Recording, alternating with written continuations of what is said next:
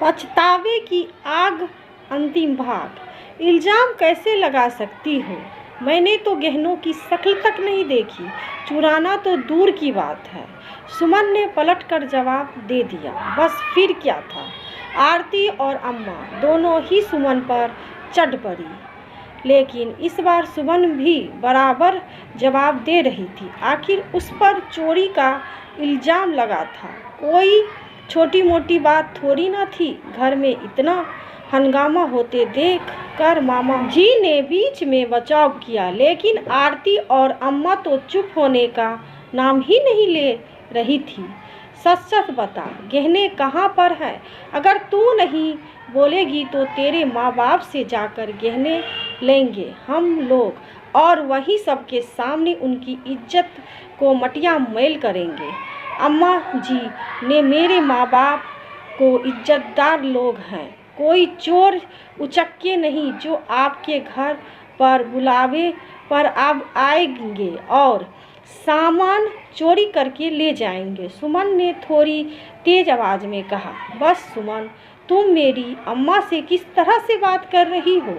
याद रखो, तुम इस घर की बहू हो। अपनी आवाज़ को नीचे रख कर बोलो, और अगर गहने लिए भी हैं तो दे दो, कोई तुमसे कुछ नहीं कहेगा। अचानक गगन सुमन पर बिगड़ गया।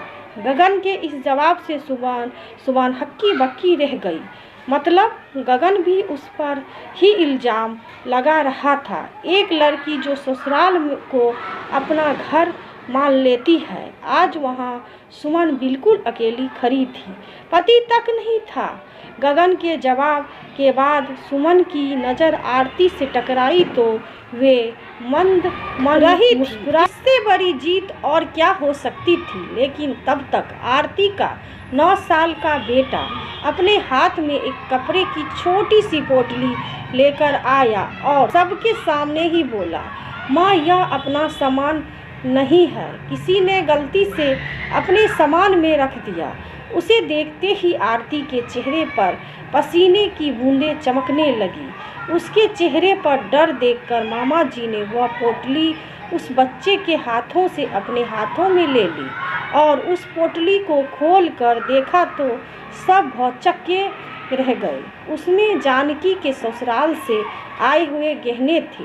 सब ने हैरानी से आरती की तरफ देखा, पर वे तो बेशर्मों की तरह अपने बेटे का हाथ पकड़कर दूसरे कमरे में चली गई, जैसे कुछ हुआ ही न हो। रिश्तेदार मुंह पर हाथ रखकर दबी जबान से बातें करने लगे। तभी अम्मा बोली, अरे वे भूल गई होगी रख कर, इसमें यूं जबान दबाकर बात करने की क्या ज़रूरत है? और फिर सुमन से बोली, बेटी है वो मेरी, उसने गहने चुराए नहीं थे बल्कि संभाल कर रखे थे अपने पास। उसकी बराबरी की तो सोचना भी मत। पर तूने यहाँ जो इस तरह से सबके सामने चिल्ला कर मुझसे बात की है ना, उसकी माफ़ी मांग मुझसे। अम्मा की बात सुनकर सुमन की आंखों में आंसू आ गए।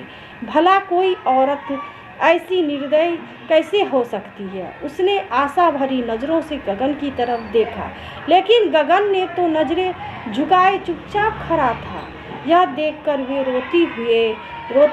रोती हुई अपने कमरे में चली गई। लेकिन जब इतना हंगामा हो ही गया तो रिश्तेदार भी धीरे धीरे कर वहाँ से रवाना हो गए। यहाँ तक कि आरती ने भी देर नहीं लगाई वहाँ से रवाना होने में। अब घर में अम्मा, जानकी, गगन, मामा जी, बुआ जी और सुमन ही बचे थे। लेकिन अम्मा तो अब अनशन पर बैठ गई कि जब तक बहू माफ़ी नहीं मांगेगा तब तक मैं पानी की एक बूंद भी नहीं पीऊँगी। आखिर उसने इतने रिश्तेदार के सामने मुझसे ऊंची आवाज़ में बात की तो कैसे? सबके सामने मेरी बेइज्जती कर दी। आखिर गगन ने समझाया, अम्मा, जो बात हो गई अब उसे छोड़ो भी। आप पानी पी लो। आपकी तबीयत बिगड़ जाएगी। अरे ऐसे कैसे छोड़ दूँ? तेरी पत्नी इतने लोगों के सामने मेरी बेइज्जती की है, माफ़ी तो उसे मांगनी ही पड़ेगी। अम्मा अपनी ही ऐंठ में बोली।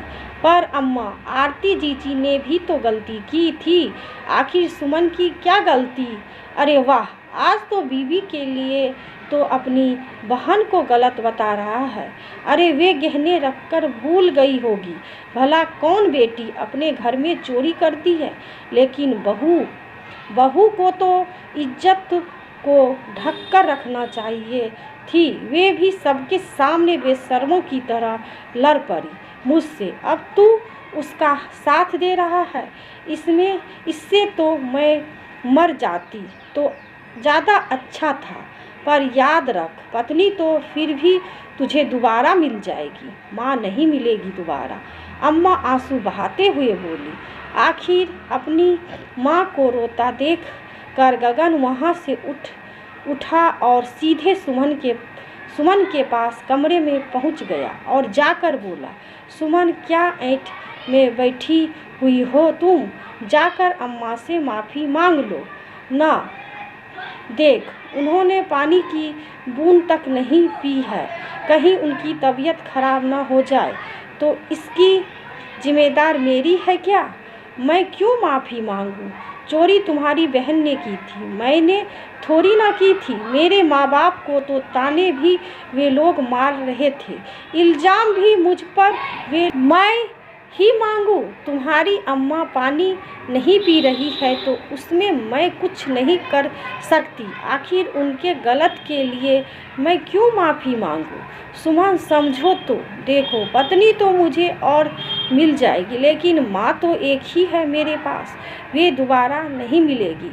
तुम्हारी एक माफ़ी से उन्हें खुशी मिलती है तो माफ़ी मांग लो ना। गगन ने अपनी आवाज़ ऊंची करते हुए कहा। उसके इस जवाब से सुमन के अंदर कुछ दरक सा गया। पत्नी और मिल जाएगी पर माँ दूसरी नहीं मिलेगी, तो पत्नी फिर हाथ थामकर इस घर में लाई क्यों गई? इस घर में मेरी जगह कहाँ है? सोच कर सुमन का रोना छूट गया। पर माता पिता को दुख ना हो, उन तक यह बात ना पहुँचे, इसलिए आंसुओं का घूंट पीकर मामा जी और बुआ जी के सामने उसने अम्मा से आखिर पैर छूकर माफ़ी मांग ली, जिससे अम्मा के स्वाभिमान को बहुत तसल्ली मिली। लेकिन सुमन के स्वाभिमान के टुकड़े टुकड़े हो गए। लेकिन वे आखिरी दिन था जब सुमन को इतना खामोश हो गई। अब ना वे ज़्यादा किसी से बोलती और ना ही खिलखिलाती। हाँ, मैं हूँ, मैं जवाब देकर अपने काम से काम रखती थी, ना किसी से लेना ना किसी को देना। जिसने जो काम कह दिया चुपचाप कर लेना और फिर एक तरफ चुपचाप बैठ जाना। सोचते सोचते गगन जी की आंखों में आंसू आ गए। तभी सुमन अंदर कमरे में आई। हाथ में पानी का गिलास था। वहीं पास वाले ड्रॉर में से दवाइयाँ निकाली और गगन जी को देते हुए हाथ आगे बढ़ा दिए। लेकिन गगन जी ने हाथ में दवाई लेने की जगह अपने दोनों हाथ जोड़ दिए और अपनी कपकपाती आवाज़ में कहा, सुमन, अब तो माफ़ कर दो मुझको। उनकी आवाज़ सुनकर सुमन ने एक नज़र उनकी तरफ देखा और फिर दवाइयाँ हाथ में देते हुए बोली, आपकी दवाई का समय हो गया है। सुमन, माफ़ कर दे मुझे। तेरे इतने सालों की खामोशी नासूर बन चुकी है मेरे लिए, अब बर्दाश्त नहीं होता। कोई बात नहीं जी, माफ़ी क्यों मांगते हो? इस घर में गलतियों के लिए कोई माफ़ी नहीं मांगता, बल्कि बिना गलती के माफ़ी मंगवाई जाती है।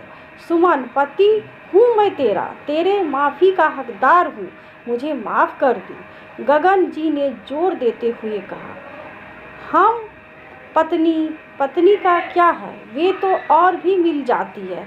फिर मुझसे माफ़ी मांगकर क्यों अपना मुंह खराब कर रहे हो? कहकर सुमन कमरे के बाहर निकल गई। लेकिन गगन जी के पास सिवाय पछतावे के और कुछ नहीं था अब।